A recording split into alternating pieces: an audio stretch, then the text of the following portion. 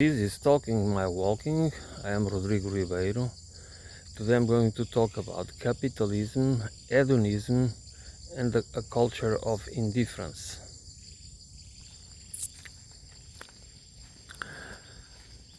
Indifference and hedonism, of course, are not only it's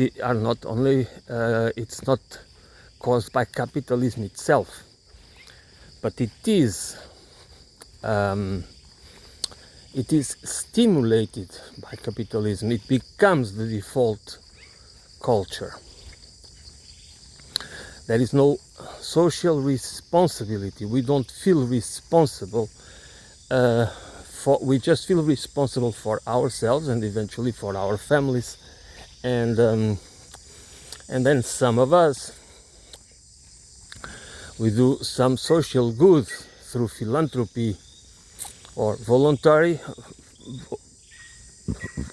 work, instead of which means that it is always on a personal individual choice. It's not a social choice. It's not part of a culture of belonging to a society. It's not a part of a system that is collectively responsible for the well-being of human beings and animals and nature and whatever needs to be in balance. Now it's the market. And what does the market do? The market-driven, a profit-driven market always brings individualism. The individual, we just think about ourselves because we are competing with others for the bottom line. So it's a feature of the system. It's not something that is a human part of the human condition, inherent to the human condition. Okay?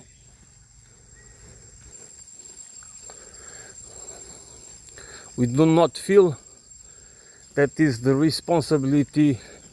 We even do not want, as part of the capitalist system, that our institutions, the institutions that are by the local institutions, local governmental institutions, and by governmental I mean community institutions that belong to the state, that are part of all of us, that are controlled, that should be controlled by us,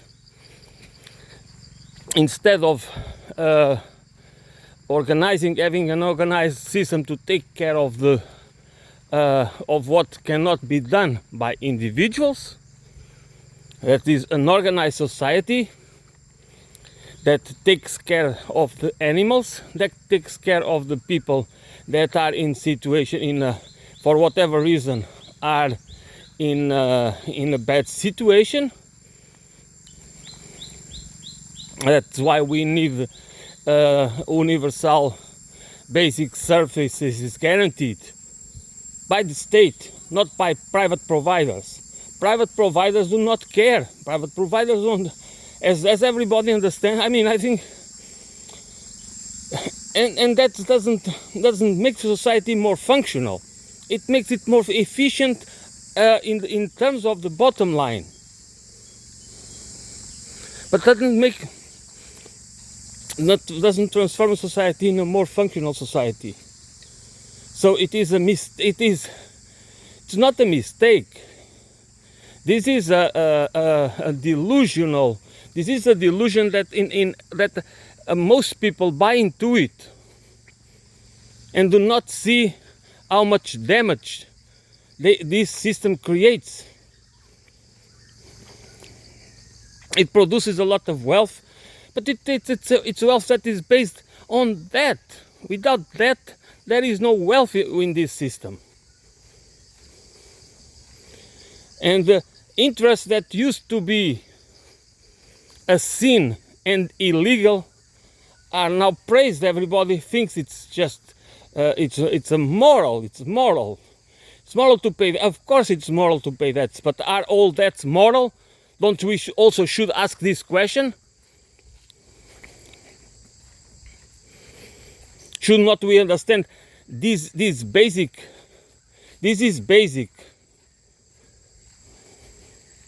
that we have an international financial system that was built after the Second World War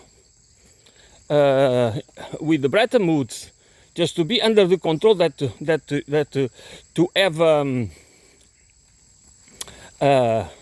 integrated financial system on the benefit of the American oligarchs and some other oligarchs and plutocrats in the Western Hemisphere. That's what was not about developing the world, because the world is still underdeveloped. So many countries on the global south, there are still, exactly because of the policies dictated by that same institutions. That is why the problem of poverty was never solved, because it was not meant to be solved. That's why you see, wherever you go, you can see people being exploited and being marginalized, and animals, especially in countries, not in developing countries, dogs and cats and so on and so forth, that animals do not are taken care. Probably why? Yes, it's a cultural question. It's a cultural problem. Yes, it is. But it is also because that culture is because people do not have also money, and they do not have the institutions to help. There is not a network of social institutions that help, that supervise and are organized in order to take care of the health of these animals and people.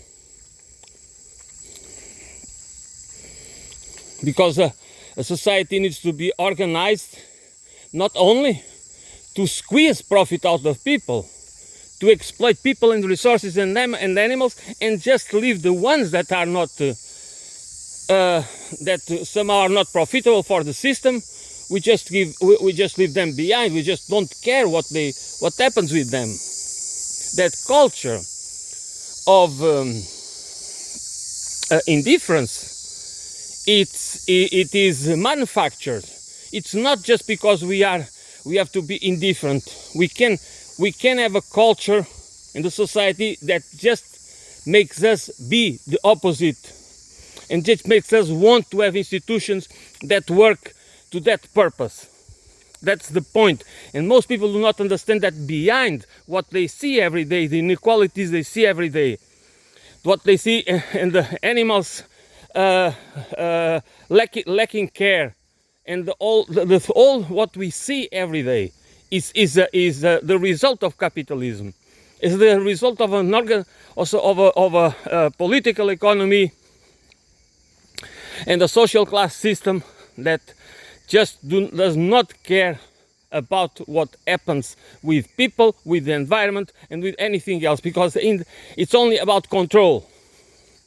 That is why the institutions, the IMF and the World Bank and other institutions, were created with the purpose to allow the Western powers, and especially the Pax Americana, to prevail, to control populations, country, resources, and the economy, and through military power, of course, and other mechanisms, using a network of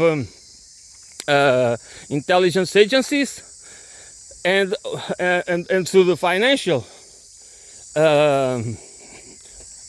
enslavement.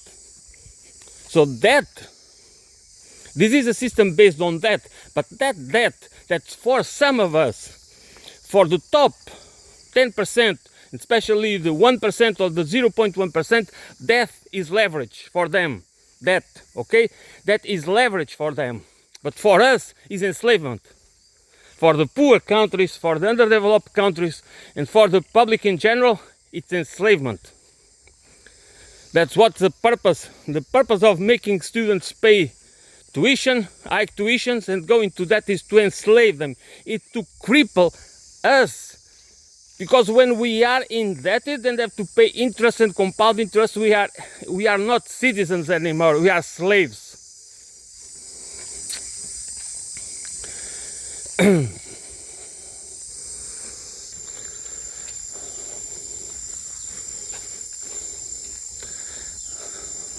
That's why we do not we should discuss these things, you know, because I mean,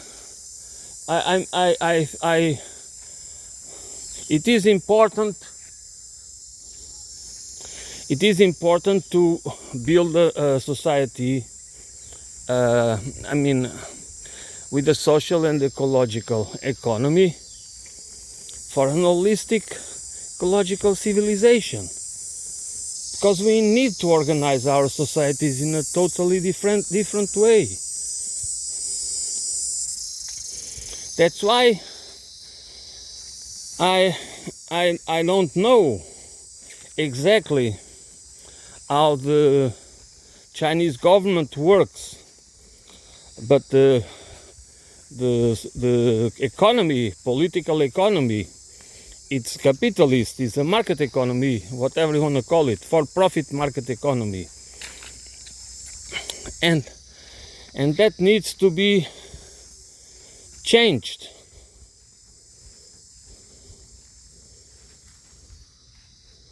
This is very, I have to go.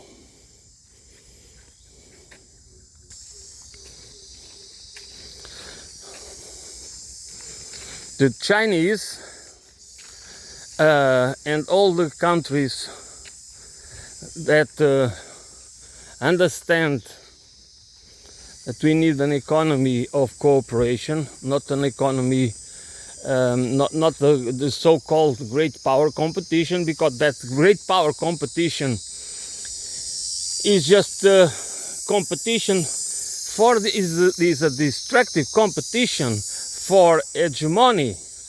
It's not. This is the imperialistic civilization that we need to leave behind. We need to end this mentality. But in order to end this mentality, we need to. It's us, it's the citizenry all over the world that needs to understand it, because it is upon us to put the pressure. The political pressure to create the movements, to organize, to have class unity, of citizenry unity, if you prefer. That to understand that we cannot have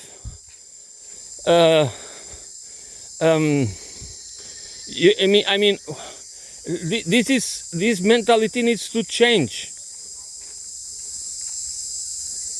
We need to change it.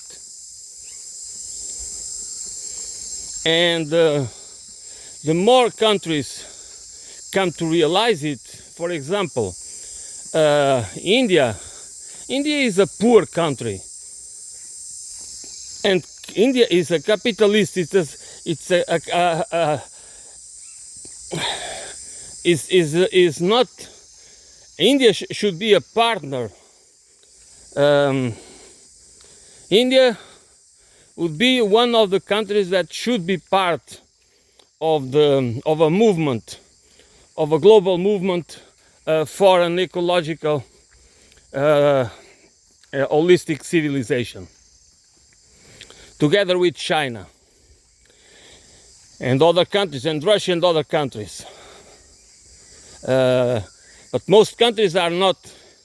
They do not have. They are controlled by oligarchies. That's the problem of all countries. That the problem of most countries, or all countries, is because they are controlled by an oligarchy. They are controlled by oligarchs, plutocrats, kleptocrats, and so that doesn't care. They only care about control. And that's why it is so much indifference in the world, because everybody is competing with each other just to survive. Most of us is just to survive, because they make sure that we do not make enough money for anything else, but to be always in debt, even to buy basic appliances. They want us. They create the wants in us and the needs. They make us dependent in a lot of stuff that we want to buy and to have and enjoy, which is absolutely normal in our social nature. It's part of our social nature to compare ourselves and to want what others have. This is not envy. This is part of our condition of social beings. That we copy each other, that we mimic each other, that we want to have what others have. It's not about that. That should be part of a society that provides, in general, the same level of social level. Otherwise, it will be always indifference, because we are always competing to have more than others. So why should we care? We care about what belongs to us. My dog, my cat, my family. Me, me, me, me.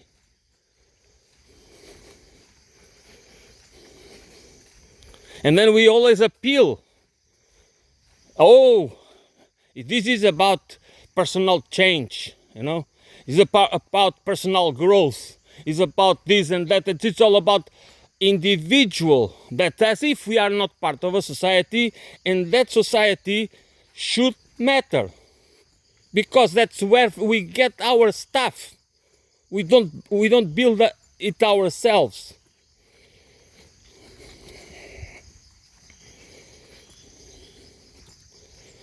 So this is basic understanding of where our problems come from. And it will be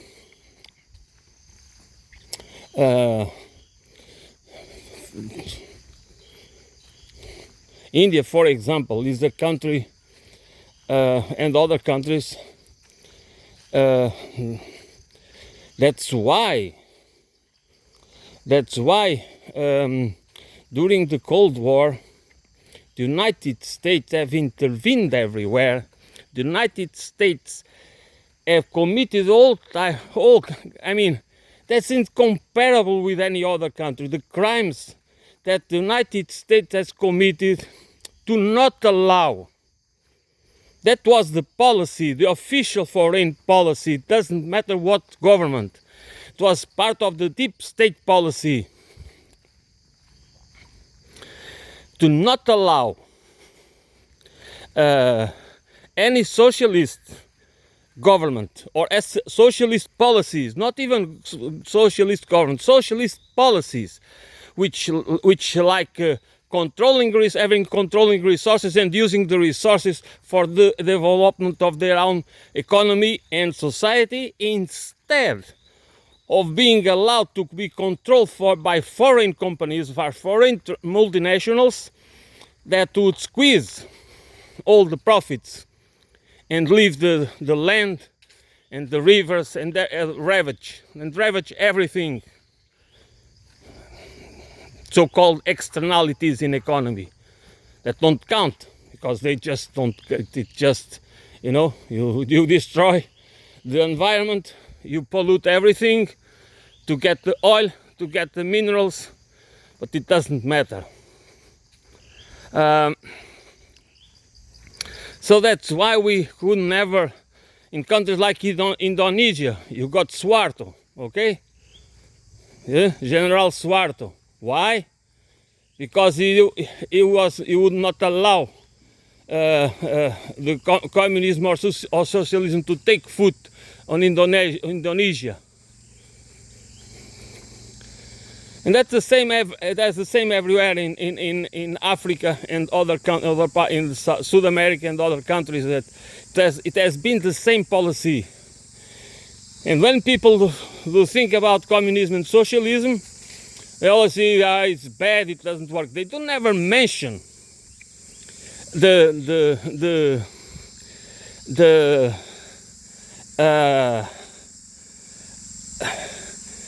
What kind of organized war, systematic, organized, relentless war against all countries, the possibility that they could develop they could have sovereignty. That's the last thing the American regime wanted. It was allow the possibility of any country to develop their economies, to use their own currencies, to develop their economies, and unless they aligned with the ones that were aligned with the Western powers and the American elites, they would be and allow the Americans to build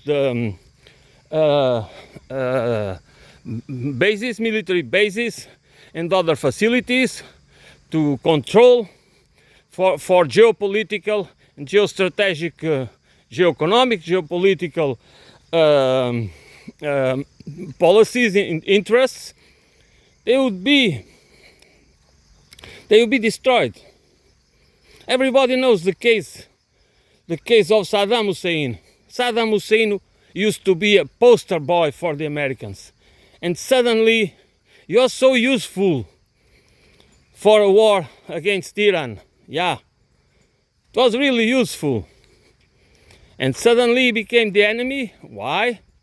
Because he started to want to change, to sell sell oil in other currencies. You know, he didn't want anymore to go along with the dollar supremacy. You know, and all of this comes from that meeting, or whatever you call it, in New Hampshire, or the Bretton Woods Institute, the Bretton Woods system. When they created the Bretton Woods system, I believe in 1947. I mean, don't quote me on, because I'm not sure about that.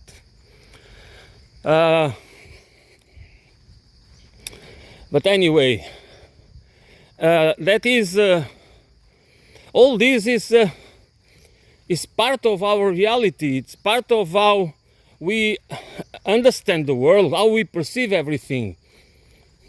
That's why we have to be. We need to become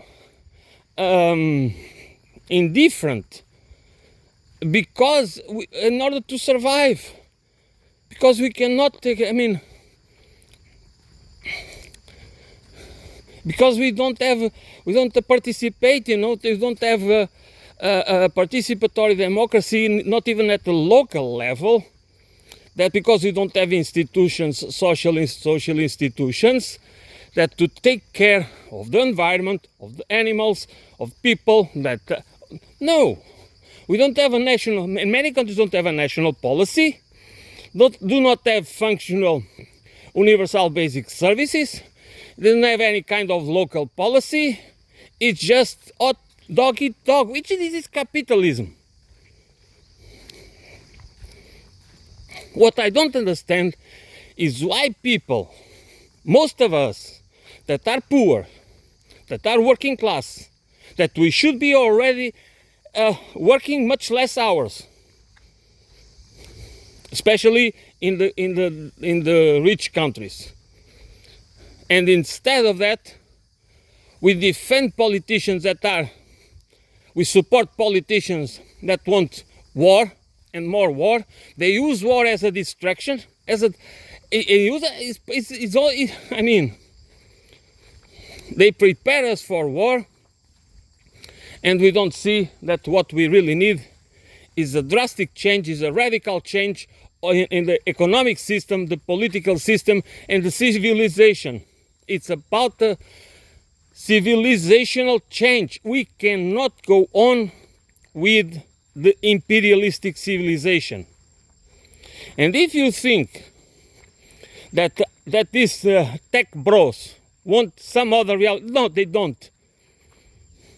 They want technocracy because they want the continuation, the perpetuation of the civilization, of the imperialistic civilization paradigm, because that's what serves the top 0.1%. That's the reality that serves them, not us, not nature. That's why green capitalism is part of the problem, is not part of the solution. That's why if we read about ecological civilization that doesn't want to tear apart the imperialistic mentality and paradigm, and doesn't want international cooperation and change in how we see, how we interact with each other. I mean, by we, I mean the countries, how we do international commerce, what kind of currency, what kind of system should we have in order to exchange goods and services? How do we implement an international system that allows countries to level the playing field, not the opposite? Because what we really need is to level the playing field, is not to create systems to allow us to perpetuate the class structure at the local, national and international level, because that is absolutely unsustainable for those who talk about sustainability and want a different economy. The first thing that we all need to understand, that we cannot continue to perpetuate the imperialistic civilizational paradigm. That is the first part, and we need to understand it everywhere. But because we cannot back political parties or organizations, we need to create alternative organizations and movements. We need to organize and fight, and we need to know what we want as a model of civilization for all of us.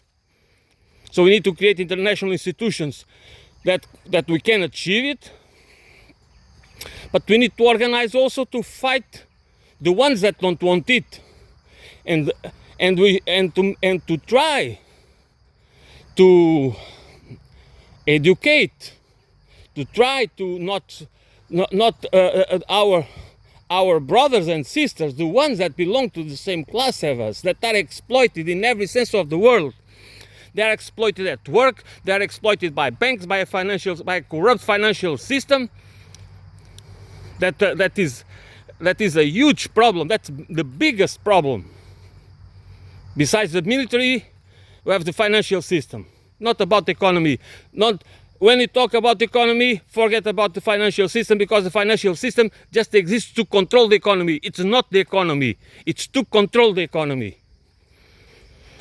That's why we are in the hands of we are controlled by banksters. Do not produce anything.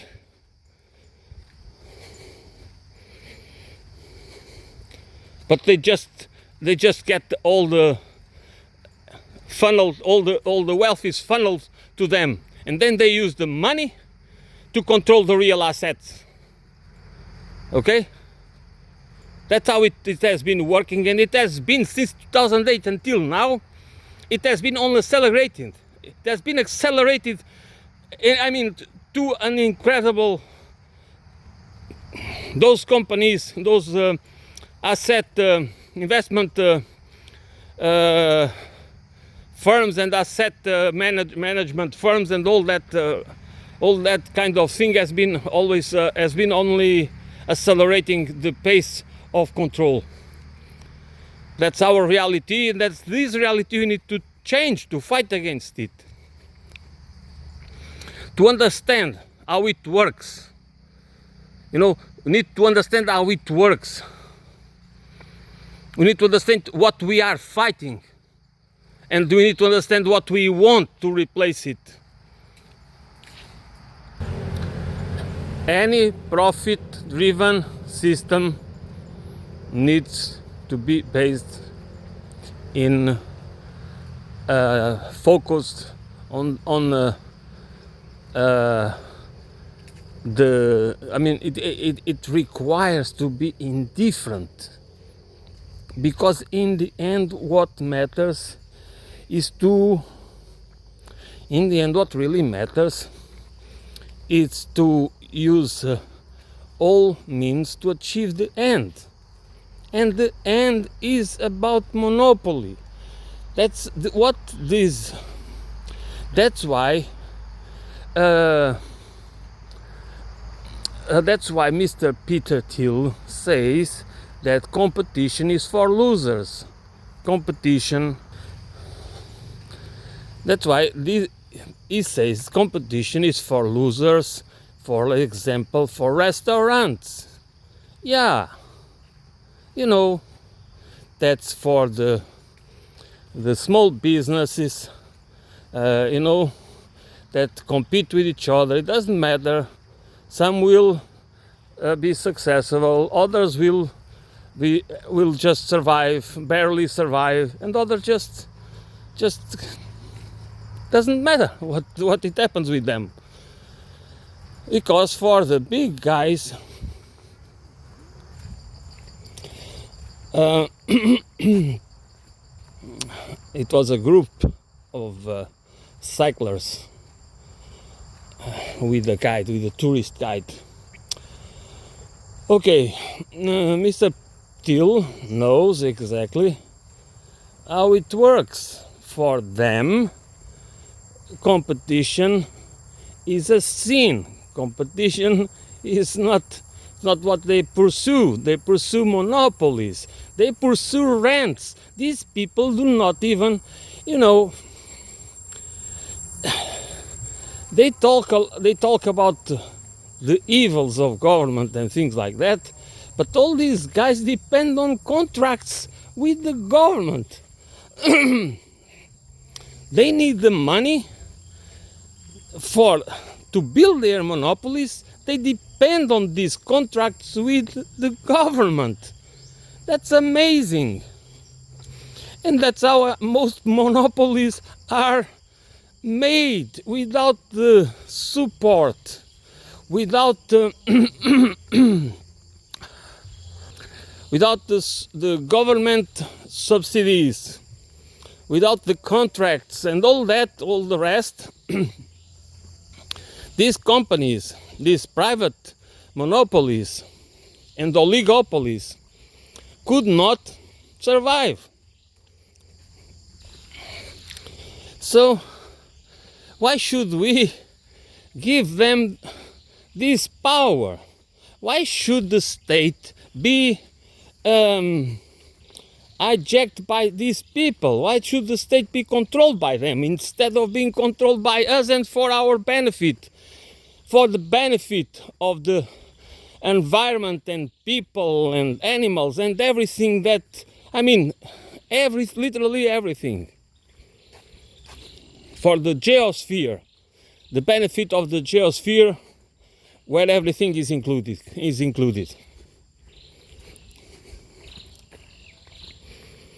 These people, they want control. Of course, they make deals with everyone else. Of course, they don't mind to have factories in China, or they don't mind to go everywhere. But they need the American state. They need the American apparatus, military apparatus, the military industrial complex, and they need the financial system,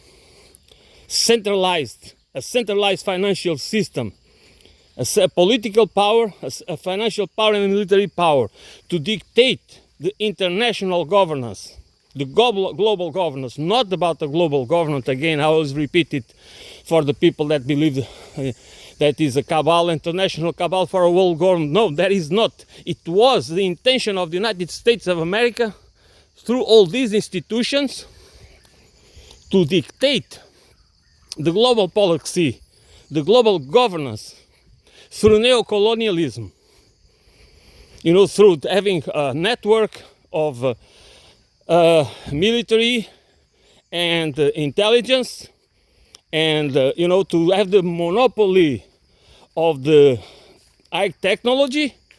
That's why they didn't want China to be able to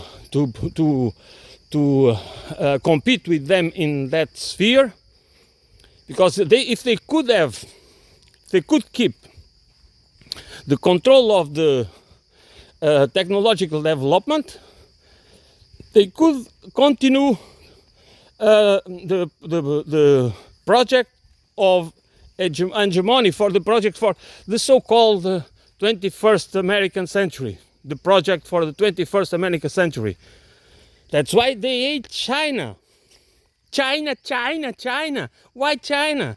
Because China is a peer competitor. Because China is surpassing the United States in research and development. Not even because China is communist. Because if China had a liberal government, it would be the same. And that's why people, when they demonize China and they invent all these stories about China crimes, all the rubbish that you listen, is everything good about China? Is China a paradise? Of course not. There are things. It's a huge population. There is different people competing for different things as well. So that's a lot. I absolutely agree. That's a lot to be done to transform China into into what China should be, and all our countries should be totally accountable. We should be nationally and internationally totally accountable. But if to compare, but people buy into it because people do not understand what is the machination, the Machiavellian machinations behind behind the or underneath the table or whatever it is, behind the scenes. So these guys, as I was saying, they just pursue total control. That's what they want. And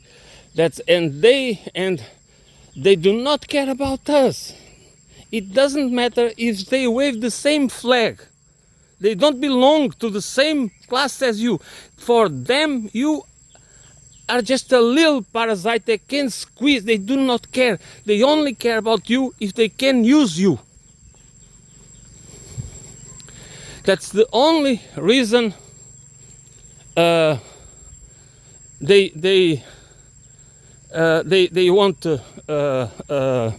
That's the only reason that they can care about you. Can use you for the farce that elections has become, and for cannon fodder. When they need you as cannon fodder, or as useful idiots, that's what they care about us. It's not about transforming society. We should have much more opportunities, and we don't need to sacrifice people. We don't need to cause unnecessary suffering, as for example they are doing with the Americans.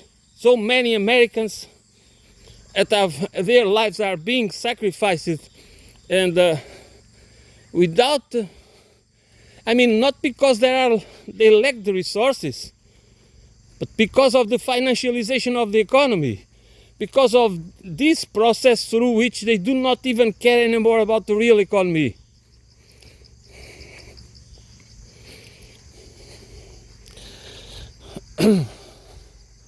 That is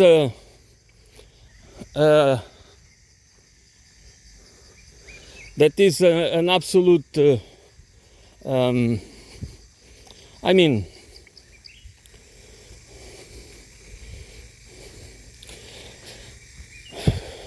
what I want to say is that we need really to see through, because if we won't be able, and by we I mean the majority of us, either in Europe, Australia, Canada, New Zealand, United States, and eventually in other nations, but also in the BRICS nations, like in India. I mean, this is a really. Why should people vote for that guy? You know why? Because they have been able to using religion in this case to weaponize Hinduism in order to create a Hindu state. No, that's why the PPJ, I think it's PPJ, the party of Moranda, what is the name of him? Okay, I do not remember right now. Moranda, all right, just excuse me about that.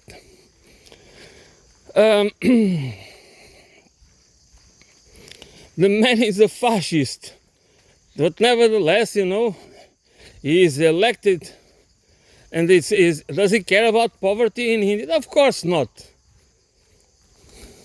He cares about the wealthy, you know, about the guys, the immensely, hugely gap that exists between the billionaires and then they have a culture that allows them to perpetuate the system. That's how it works. So that in spite of that of course there is development in India,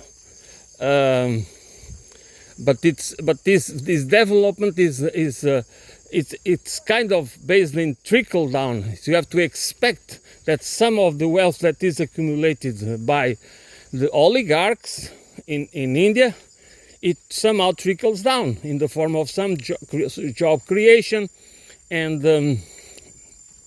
other forms of whatever that can trickle down. But that's why it doesn't work. That's why we cannot trust trickle down to really be the way to distribute wealth, because that doesn't work. That is the job of the government, and the government is not about. It's not only about collecting to tax the rich, which is important to do to control their wealth. That's important for the state to do it as a tool to control them. But the most important thing to do by the government by a state is to have a strong, comprehensive network of universal basic services, functional.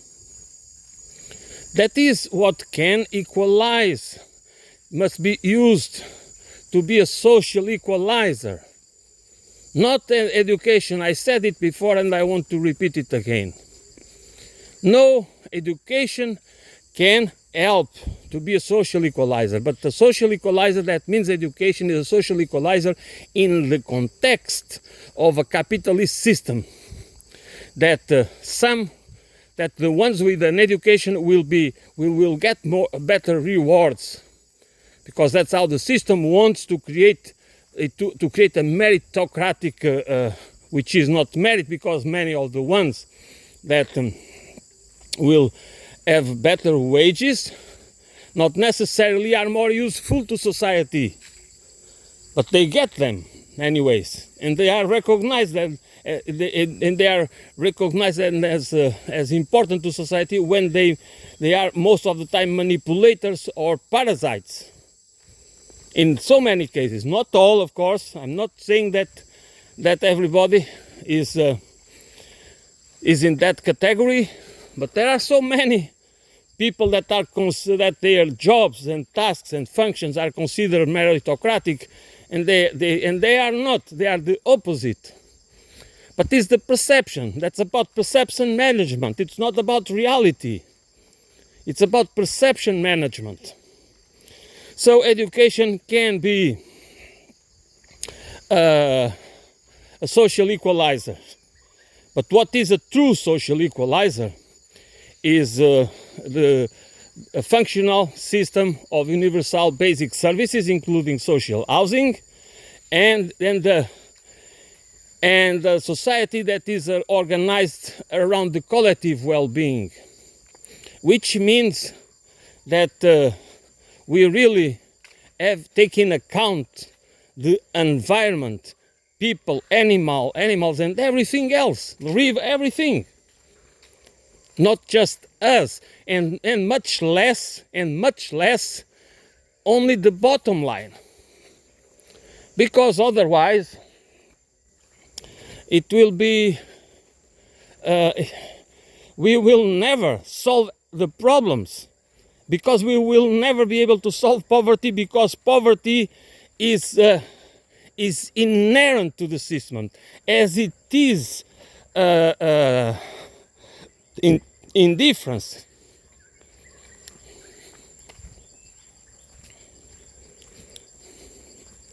So that's why we need a change, a profound change. This is not about because then we can also always say that there has always been poverty and blah blah blah. Yes, but there are different kinds of poverty, you know. When people have little access to goods and services, because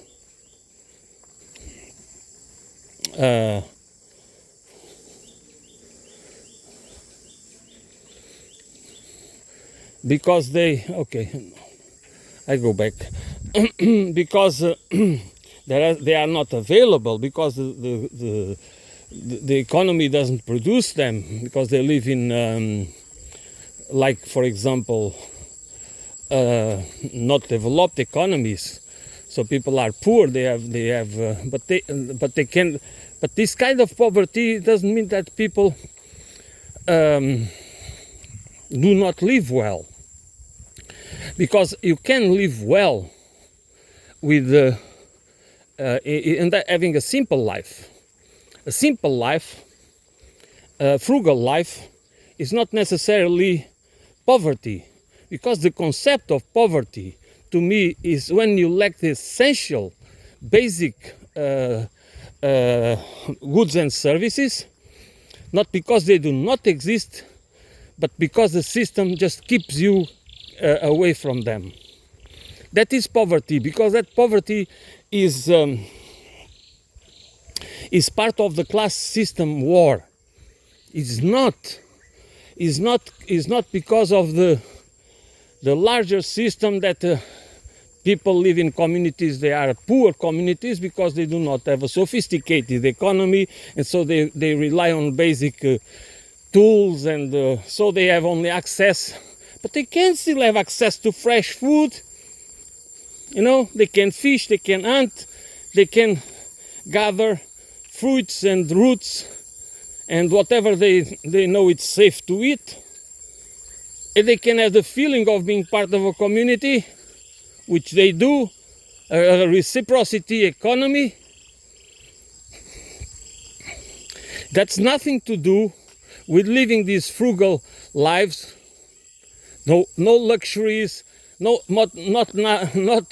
running water, no electricity, and all those things. But they can be happy, and they can have meaningful lives, which is exactly what is when complex societies, class-based complex societies, reduce people intentionally to poverty in order to be able to exploit them and to use them to have a reservoir of human resources, okay? To use them as tools. Of course, this kind of poverty is humiliating. This kind of poverty cripples people. This type of creates mental disease, because people might not understand the reasons why they are poor, but they do understand. They feel, they know there is something wrong and fishy about the system. Even they do not know how to explain it. This poverty that could be solved easily is kept intentionally, not only in rich countries, and especially in poor countries, because that's the ones they want to keep in a neo-colonial state. This is 500 years old policy, Western policy.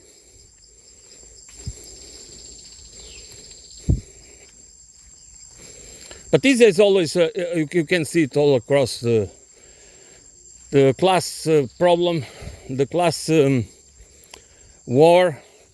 And by class war, I really mean that the class war is always the rich against the poor. That's what it's always about. That's what it's always about. That it always has been about. That's why they prefer and then try to make you defend fascism instead of socialism. They rather prefer to have fascism than socialism. That's for sure. That's why the liberals are not liberals. They are lib-fascists. Most of them. They will not for a second defend socialism, but they will join. You know why? Because they both want capitalism. They do not want a class society. They want a class society. Talk about liberalism, but they want a class society. They want all freedoms, but they don't want the freedom that we live in a society that is free of classes, of a class that is not based in a class system. That they don't want it. So if they don't want it, they do not deserve our support.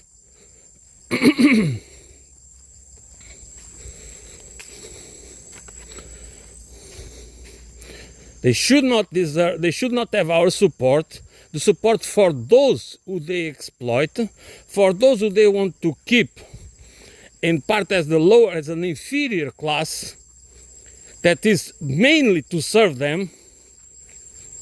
Okay? That's why what the middle classes want, and even the petty bourgeoisie, they like to look. To look down into the poor people. They like to think they are better than them, many of them. Can I say that are people that do not have this kind of judgment? I know it. But it doesn't matter. It's kind of default assumption.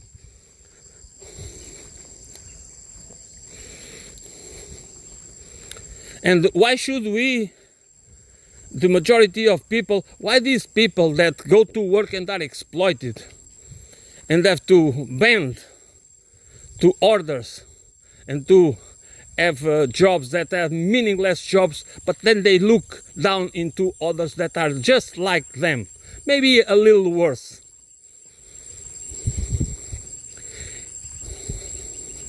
Why? Because the capitalist propaganda is successful. They can make us indifferent. And they can make us social judgments based on stupid ideas and convictions. It's nothing to do with human nature or human condition. This is about the creation this is about the power of narratives.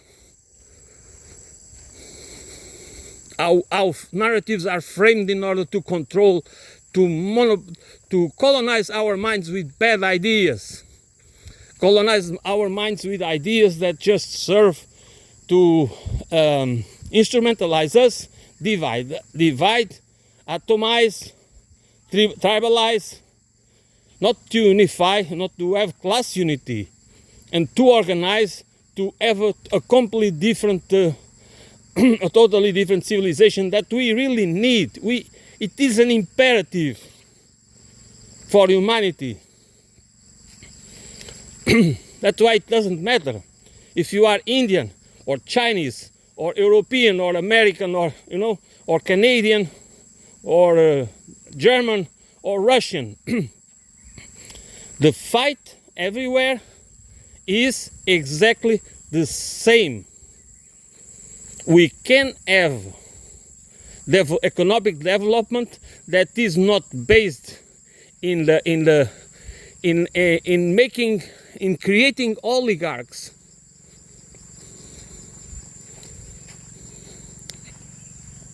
Otherwise, we will be always the losers. Because oligarchs, what the oligarchs want is to control the state. Is not to forget about they don't want to abolish the state. They want to control it. They want to control the institutions. They need to control the institutions that are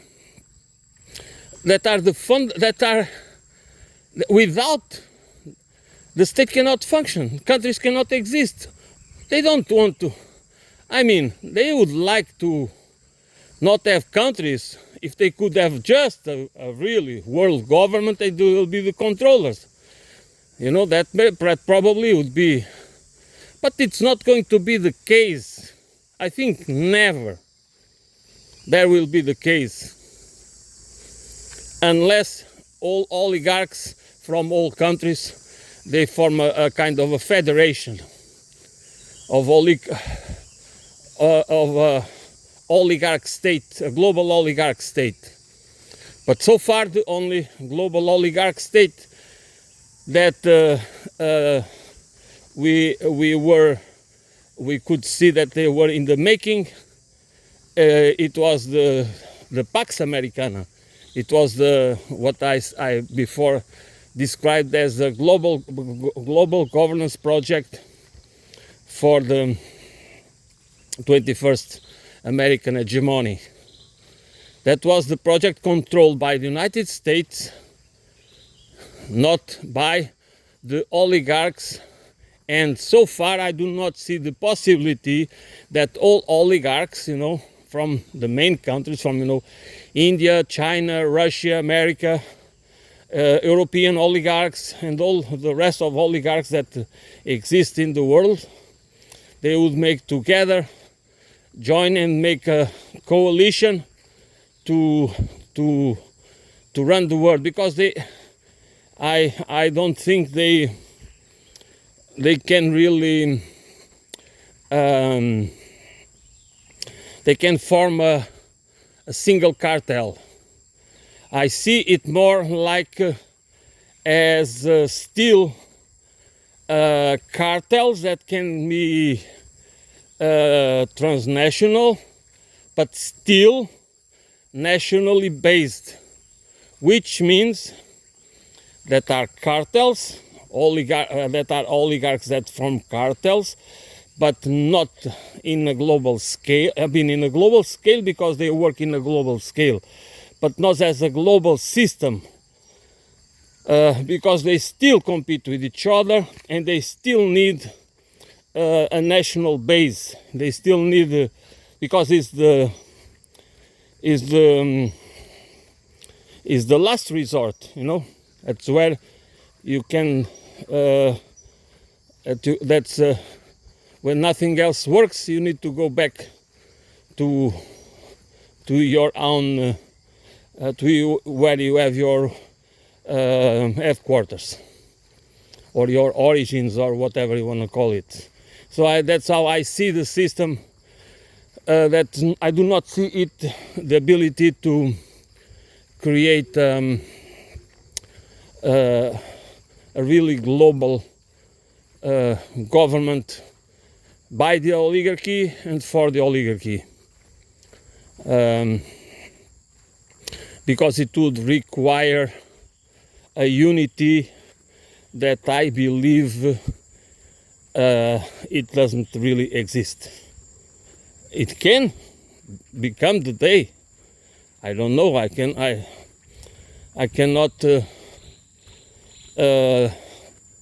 I cannot see the future. I'm not able to see the future, but I think it's still difficult to to become a reality.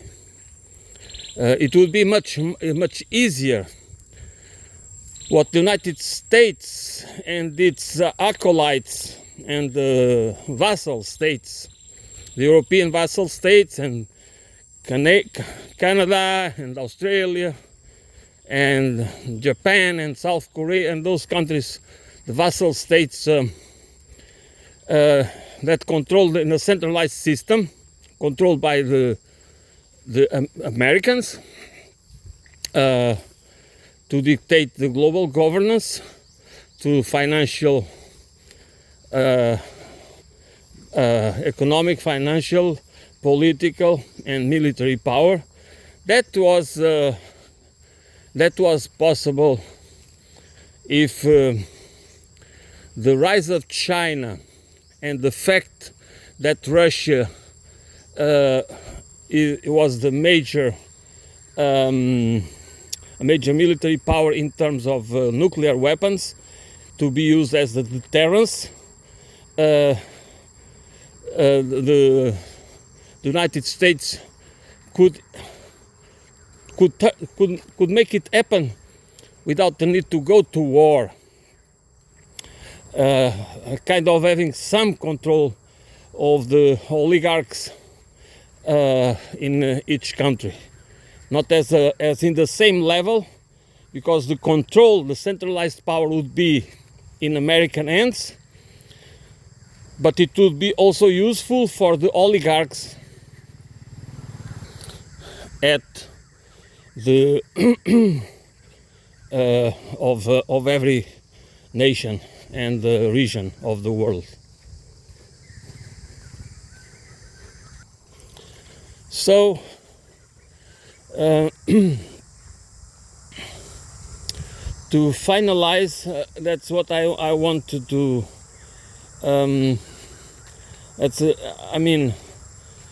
I think we need to discuss these topics,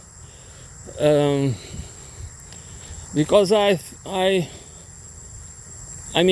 whether we are going towards a third world war or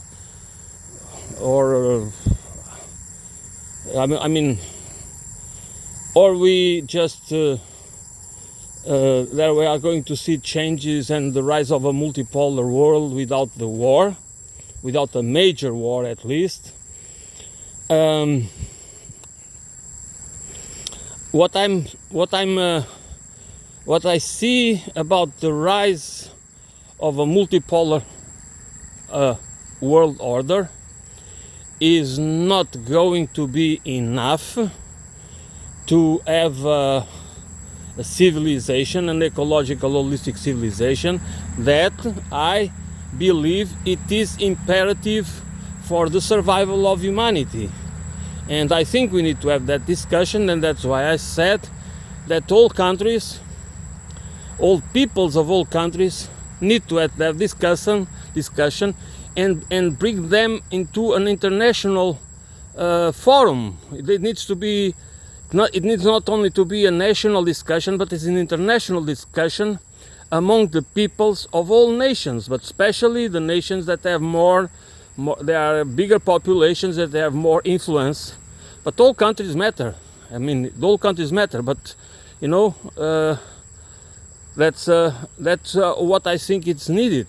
We need it, whatever it's going to happen, and that's why I emphasize this point.